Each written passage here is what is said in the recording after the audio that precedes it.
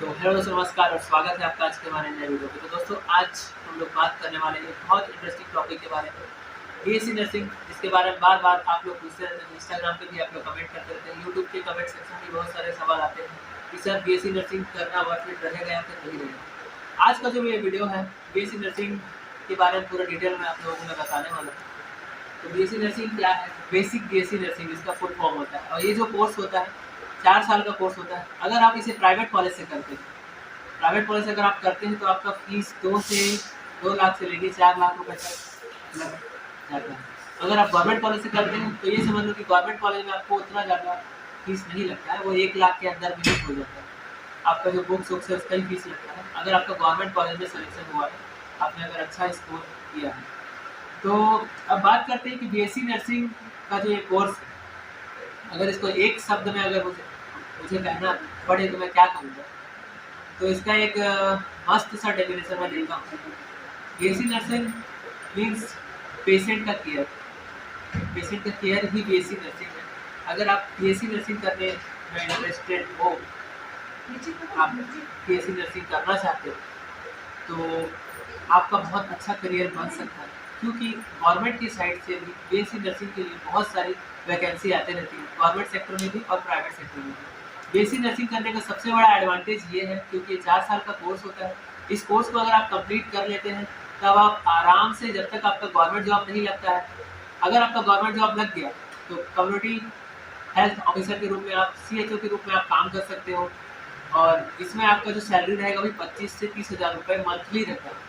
But अगर आप BSc nursing complete किए हैं या फिर आपका बीएससी नर्सिंग रनिंग में है, आप फाइनल ईयर में है या फिर थर्ड ईयर में है, तभी आप प्राइवेट हॉस्पिटल ज्वाइन करके अपने नॉलेज को इम्प्रूव कर सकते हो, अपने स्किल को और आप बढ़ा सकते हो। तो अगर आप स्टार्टिंग में हॉस्पिटल ज्वाइन करते हो और अगर आपका इच्छा है आईसीयू में ड्यूटी करने का, तो सबसे जो आपका जर्नी होगा बीएससी नर्सिंग का, वो स्टार्ट होगा आपका जनरल वार्ड से। जनरल वार्ड में आपको बेसिक चीज़ें पूरा सीखना है, पेशेंट का बीपी, पल्स टेम्परेचर, पेशेंट का मेडिसिन का मैनेजमेंट, पेशेंट को जब शिफ्ट करते हैं ओटी से वार्ड से सेमी प्राइवेट, तो ये सभी चीज़ें आपको आना चाहिए। आपको ओवर लेने और ओवर देने आना चाहिए। कौन सा मेडिसिन आप पेशेंट को दे चुके हैं, कौन सा मेडिसिन पेशेंट को नीचे शिफ्ट करने के बाद देना है, कितना डोज देना है, कितना टाइमिंग पे देना है, ये सभी आपको पता होना चाहिए।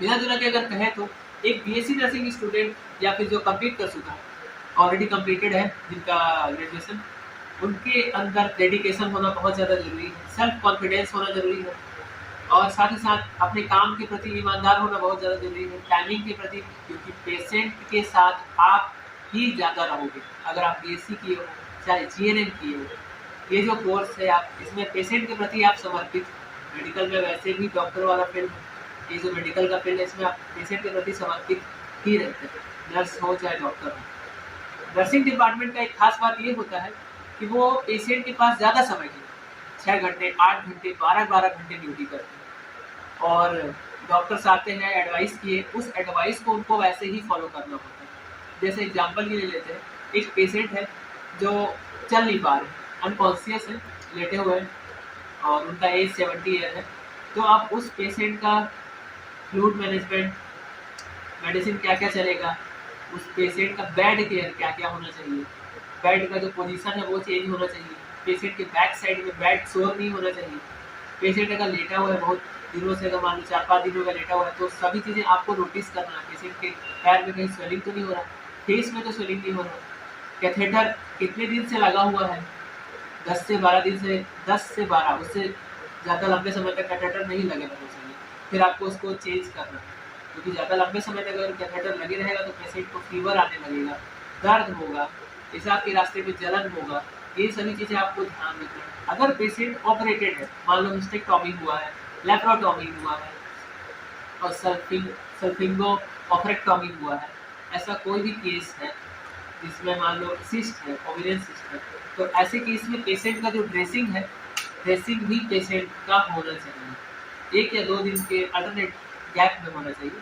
मतलब एक नर्सिंग को सभी चीज़ें, मतलब पेशेंट के प्रति हर चीज़ को ध्यान रखना होता है, मेडिसिन से लेके पेशेंट का बेड केयर से लेके हर चीज़, पेशेंट का मूवमेंट क्या है, पेशेंट क्या कंप्लेन कर रहा है, इन सभी बातों को बीएससी नर्सिंग करना भी बहुत बड़ा अपने आप में जिम्मेदारी है। अगर आप इंटरेस्टेड हो तो पहले ही सोच लेना कि आपने अपना जो जीवन है पेशेंट के प्रति समर्पित कर दिया है, इसलिए आप बीएससी नर्सिंग कर रहे हो, इस रास्ते पे जा रहे हो। क्योंकि उसके बाद आपके अंदर ये नहीं आना चाहिए कि 4 साल का जो कोर्स आपने कर लिया, डिग्री घर पे लटका दिए हो देखने के लिए, घर वाले लोग का 4 लाख रुपए 5 लाख रुपए बर्बाद करके और घूम रहे हो, दूसरे फील्ड में काम कर रहे हो। पता चला बीएससी का डिग्री लगा हुआ है, काम दुकान में कर रहे हो, तो वैसा बिल्कुल नहीं करना है आप लोगों को। अगर आप इस फील्ड में आना चाहते हो तो इस फील्ड के प्रति डेडिकेटेड रहे, समर्पित रहे, तभी आप इस फील्ड में आ सकते हो। और रहा बात आईसीयू का, तो आप अगर आईसीयू में ड्यूटी करना चाहते हो तो आईसीयू की ड्यूटी के लिए आपके पास अच्छा खासा एक्सपीरियंस जब जनरल वार्ड से आपको मिलेगा, तो वहाँ से फिर आपका प्रमोशन होकर आईसीयू में आपको किसी सीनियर स्टाफ के अंडर भेजा जाएगा। तो स्टार्टिंग में जो आपका सैलरी होगा 6-7 हज़ार रुपये का बेसिक जो पे किया जाता है, बट अगर आपके पास एक्सपीरियंस हो जाएगा तो 10 से 15 हज़ार आपको आराम से मिल जाएगा 8 से 12 घंटे की ड्यूटी। तो अगर आप 2 ड्यूटी करते हो, दो हॉस्पिटल, तो आप आराम से 20 से 22 हज़ार रुपये कमा सकते हो विथ एक्स्ट्रा ड्यूटी। तो आज का वीडियो आपको कैसा लगा कमेंट बॉक्स में कमेंट करके जरूर बताइएगा। आज की वीडियो को यही बैंड करते हैं, डिस्क्रिप्शन पे इंस्टा का लिंक है। अगर आपके कुछ डाउट्स हो मेडिकल कोर्स को लेके, BMS, MBBS, BDS, BSc nursing, किसी भी कोर्स को लेके, बीपीटी, तो आप बिल्कुल वहाँ पर अपने डाउट्स पूछ सकते हैं। तो आप सभी को दिल से थैंक यू।